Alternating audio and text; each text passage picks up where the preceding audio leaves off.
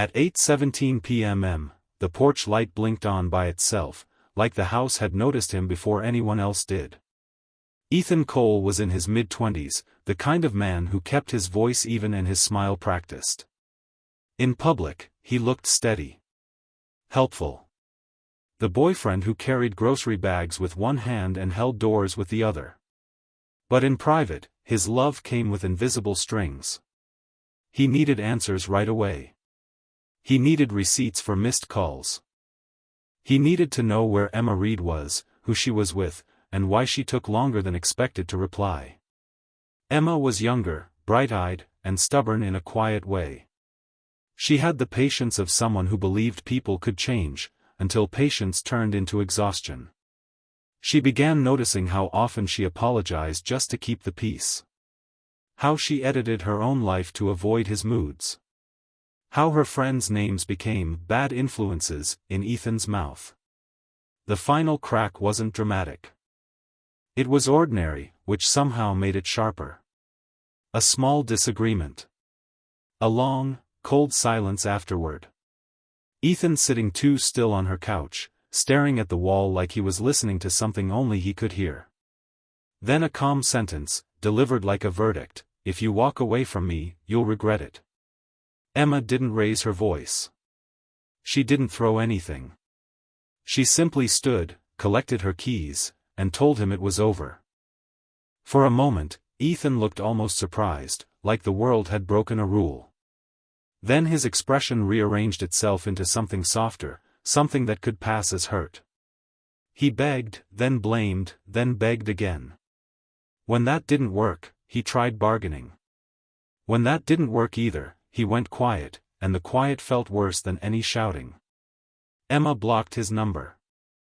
She told her mother, Laura Reed, that she was done, that she wanted space, that she was tired of living in a constant state of explanation. Laura listened the way mothers do, carefully, with worry tucked behind every nod. She suggested stronger locks. Suggested staying with family for a while. Suggested telling the father, Mark Reed, even if it would start an argument. Emma hesitated. She didn't want a storm.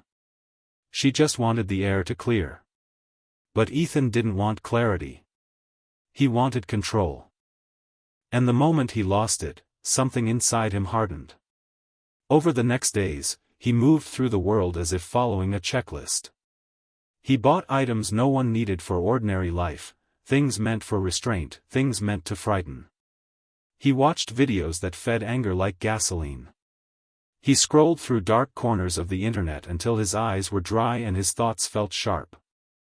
He drove past the Reed home more than once, learning the neighborhood's rhythm, which cars belonged, which lights clicked on at dusk, how long the driveway stayed empty after dinner. He noticed Mark's routine most of all: when he left, when he came back, how predictable a working man could be. And that predictability, in Ethan's mind, began to look like permission. By the time the week's end arrived, he wasn't asking himself if he would do something unforgivable. He was asking himself what time would be best. The plan didn't arrive all at once. It assembled itself slowly, piece by piece, until it felt inevitable. Ethan stopped sleeping through the night. Instead, he lay awake replaying old conversations, rewriting them in his head until Emma's voice sounded smaller, weaker, until his own sounded reasonable again. During the day, he moved with purpose.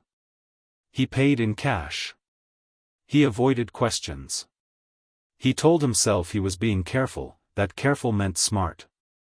From his car, he watched the Reed house the way someone watches a stage before a performance. He learned when Laura left for errands, how long the porch light stayed on after sunset, how quiet the street became once the neighbors settled in. Familiarity was his advantage. He'd been welcomed there once. Offered coffee. Asked about work. Shown family photos on the living room wall. He remembered where the spare key was kept, hidden badly, like most spare keys were. Ethan told himself he wasn't doing this out of anger. Anger sounded messy. Uncontrolled.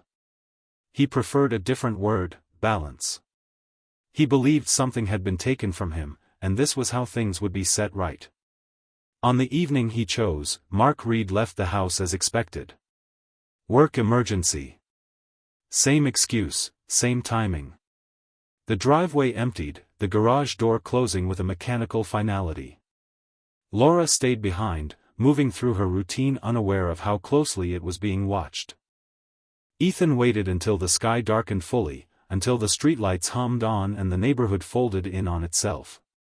He parked a block away and walked the rest, his steps measured, his breathing calm. The spare key slid into the lock without resistance. Inside, the house smelled like dinner and detergent. A normal smell. A safe one. That normalcy cracked almost immediately. Laura had just enough time to register surprise before everything collapsed into noise and movement. The struggle was brief, chaotic, ending in a silence so sudden it felt artificial. When it was over, Ethan stood in the living room shaking, not from regret, but from the rush of it going exactly as planned. He didn't leave. He cleaned what he could. He moved through the house with a strange patience, arranging the aftermath as if order might disguise what had been done. Then he waited. When Emma's car pulled into the driveway later that night, the sound of tires on gravel cut through him like electricity.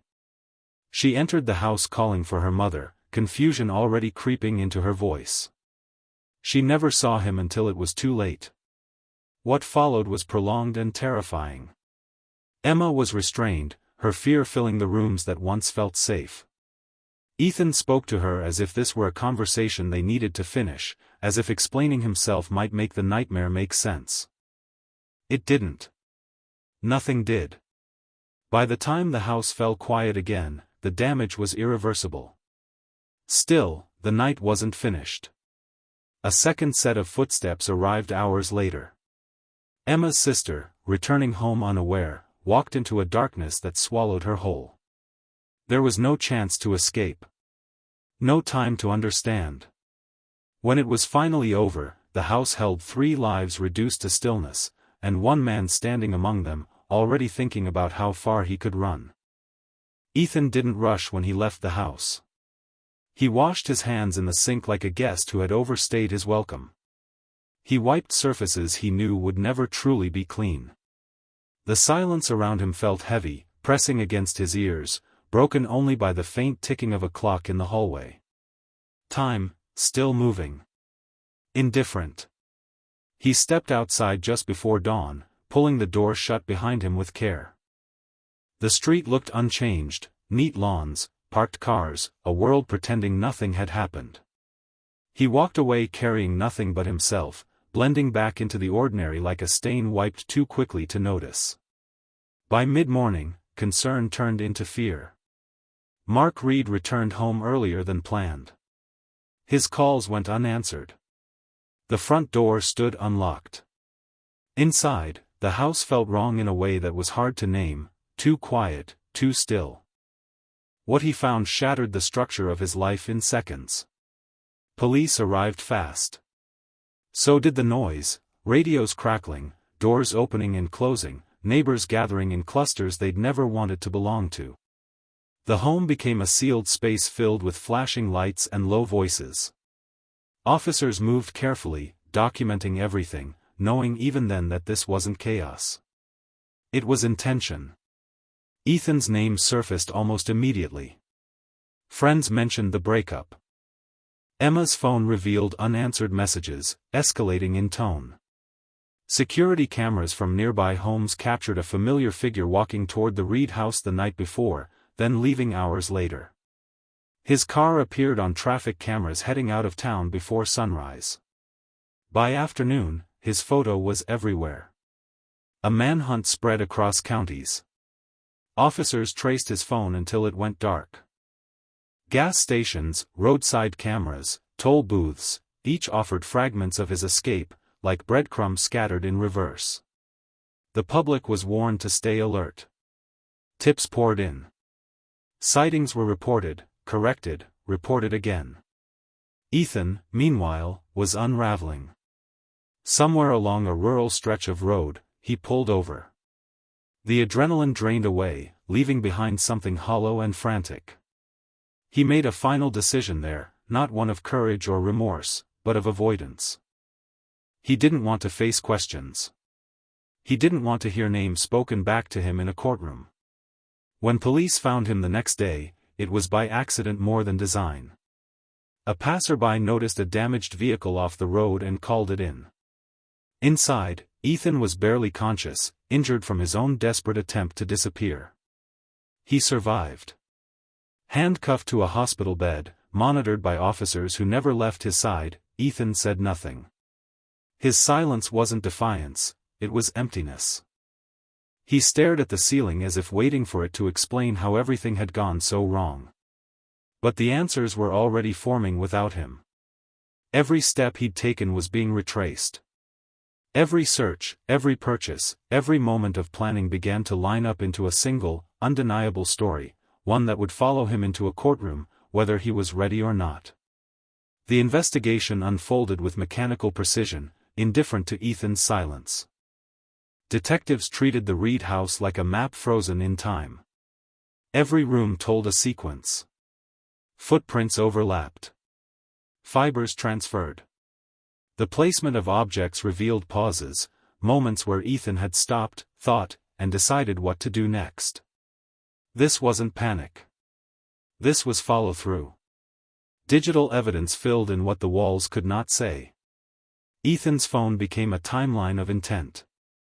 Searches that escalated from emotional spirals into dark curiosity. Late-night browsing sessions. Instructions saved and revisited. Messages typed but never sent. Deleted history recovered. Nothing stood alone, everything pointed in the same direction. Store records confirmed purchases made days before the attack. Receipts matched surveillance footage. Cameras caught Ethan entering calmly, leaving with equal control. Traffic data placed his car exactly where investigators expected it to be, minute by minute, mile by mile. Even his waiting was documented. Data showed long periods of inactivity inside the house, hours where he did nothing but sit and anticipate. Prosecutors would later describe it as the most disturbing detail, the patience. The willingness to remain surrounded by what he had already done, simply waiting for the next person to arrive. Emma's final moments were reconstructed through physical evidence and layout analysis. Investigators spoke about it carefully, respectfully. They did not need to dramatize what was already unbearable. It was enough to say that she had been held against her will, terrorized, and silenced in the place she once called home. When Ethan was medically cleared, he was transferred to a secure facility. He listened as charges were read, his expression blank, eyes unfocused. There were no outbursts. No denials. No explanations. Behind the scenes, the case against him grew airtight. Forensic specialists, digital analysts, and behavioral experts all reached the same conclusion independently: this was not an emotional snap. This was a deliberate act driven by obsession and entitlement. Control lost, then violently reclaimed. The community struggled to absorb that reality. Neighbors left flowers that wilted in the cold. Classmates shared photos online, captions full of disbelief. People argued with themselves, replaying every interaction they'd ever had with Ethan, searching for missed warnings. There were candlelight vigils where no one quite knew what to say, only that silence felt wrong. And through it all, one truth hardened beyond debate. What happened inside that house had been planned long before the first door opened. And no matter how quietly Ethan now sat in custody, the evidence was already speaking for him, clearly, relentlessly, and without mercy. The trial began months later, in a courtroom packed with quiet tension. Ethan Cole entered escorted, thinner now, his movements subdued. He avoided looking at the gallery, where Mark Reed sat rigid, hands clasped so tightly his knuckles had lost all color. Friends of the family filled the remaining benches, their faces carrying the same question in different forms: how did this happen? Prosecutors did not rely on emotion. They relied on sequence. They laid out the days before the attack with methodical clarity, purchase records, digital footprints, surveillance stills projected onto large screens. Each piece was small on its own. Together, they formed a straight line from breakup to devastation. Jurors listened as experts explained how Ethan's searches escalated, how planning replaced impulse. Analysts testified about deleted data recovered from his devices, showing preparation rather than despair. A behavioral specialist spoke calmly about control-driven fixation, explaining how rejection can become fuel when entitlement goes unchallenged. The most difficult moments came when the home was described. Not in graphic detail, but in structure, where Ethan waited, how long he stayed, how he moved through rooms between arrivals. The prosecutor paused often, letting the wait settle without forcing it. The silence in the courtroom felt intentional, almost respectful. The defense had little room to maneuver. They suggested emotional instability, moments of distress, an unraveling mind. But evidence contradicted them at every turn. Calm movements. Consistent choices. Delays that showed patience, not panic. Even Ethan's attempt to end his own life was framed by prosecutors not as remorse, but as escape. Ethan never testified. He sat motionless, eyes fixed ahead, as if the proceedings were happening somewhere else. When recordings of his earlier interviews were played, his voice sounded flat, detached. There were no apologies. No explanations that reached beyond himself. After closing arguments, the jury deliberated for less than a day. The verdict was unanimous. Guilty on all counts. When the sentence was read, life without the possibility of release, Ethan showed no visible reaction. No collapse. No resistance. Just a slow blink, as if acknowledging something he had always known was coming. Mark Reed did not look at him. Instead, he stared at the empty space where his family should have been, carrying their absence with him as the courtroom emptied, one measured step at a time. The sentence brought no sense of closure, only an ending without relief. Outside the courthouse, cameras waited, but Mark Reed walked past them without stopping. There were no statements prepared, no words strong enough to carry what had been taken from him. The house was sold months later, its rooms emptied of furniture and memory, but the silence followed him anyway. Some losses are portable. The community tried to heal in fragments. A park bench was dedicated. Scholarships were created in Emma and her sister's names. Laura's friends met once a month, sitting together in living rooms that suddenly felt fragile, reminding one another to lock doors, to check in, to notice small changes in people they loved. Nothing felt the same, but time moved forward regardless. Ethan Cole disappeared into the system, transferred far from the city where his name still carried weight. Inside concrete walls and rigid schedules, control was no longer something he could reach for. His world was reduced to measured steps, counted hours, and a future that never opened outward again. Psychologists would later describe the case in lectures and textbooks, not for its brutality, but for its clarity. A relationship defined by control. A rejection interpreted as injustice. Planning mistaken for purpose. Violence mistaken for power. Warning signs that, in hindsight, felt painfully obvious. But hindsight offered no comfort to those left behind. What remained were lessons written at unbearable cost, that obsession can hide behind politeness, that control often wears the mask of care, and that leaving is sometimes the most dangerous moment of all. The Reed family was remembered not for how their lives ended, but for how they lived: loud dinners, shared jokes, open doors, and a belief that home was the safest place there was. And in the end, the most haunting truth of the case was this. Ethan didn't destroy them in a moment of chaos, but in a series of choices, each one made calmly, deliberately, and far too late to stop.